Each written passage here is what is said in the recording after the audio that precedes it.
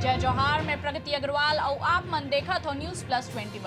चलो देखथन आज के संझा के खबर में देश विदेश और राज्य के 10 प्रमुख खबर। गुरुग्राम में खुले में नमाज पढ़े में रोक विवाद के बाद प्रशासन 8 जगह के परमिशन रद्द करीस। अब समिति तय करी नमाज के स्थान। वीडियो में बिन इजाजत के ऊंट घोड़ा के इस्तेमाल करे पर बादशाला एनिमल वेलफेयर बोर्ड हदीस नोटिस। कोवैक्सीन के उपयोग के दिन बढ़ीस, अब 12 महीने तक ले लगाए जा सकी वैक्सीन।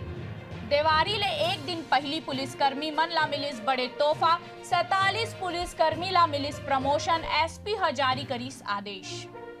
आईएएस अफसर मन के प्रभार में करे गई फेरबदल। शिव अनंत तायल अब कश्मीर में करही सेवा। शैलेंद्र नगर में मोटरसाइकिल सवार मन टकराइस। सड़क में चीखत रहीस घायल। फोन करे के बाद नहीं पहुंचिस एम्बुलेंस। ससुराल में पहली देवारी मनाए बर जात रहीस महिला, एक्सीडेंट में पति के मौत। क्रिकेट खिलाड़ी बाबर आजम बनीस दुनिया के नंबर 1 T20 बल्लेबाज।